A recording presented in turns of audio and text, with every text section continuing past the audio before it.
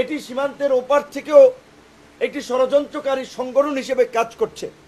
গত 9 মাসে আপনারা দেখেছেন বাংলাদেশকে কিভাবে অস্থিতিশীল করার জন্য নানান ধরনের প্রোপাগান্ডা, নানান ধরনের স্যাবোটেজ তারা করেছে।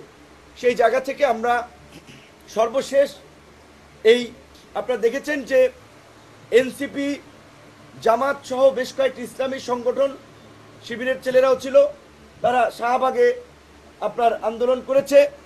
আমরা গণ অধিকার পরিষদের পক্ষ থেকে এই পল্টন প্রেস ক্লাব এলাকায় আমরা মিছিল, সমাবেশ, বিক্ষোভ করেছি। গতকালকে আমরা যমুনায় আমরা ঘেরাও করতে চেয়েছিলাম। সরকারের পক্ষ থেকে অনুরোধ করা হয়েছে যে আমাদের সম্মানিত মাননীয় প্রধান উপদেষ্টা বিষয়টি নিয়ে কনসার্ন, কাজী তার উপরে আমরা ওইভাবে প্রেশার যেন না তৈরি করি, কারণ তিনি তরুণদের কথা, ছাত্র যুবকদের কথা শুনেই আগামীর বাংলাদেশের একটা গতিপথ ঠিক করতে চান।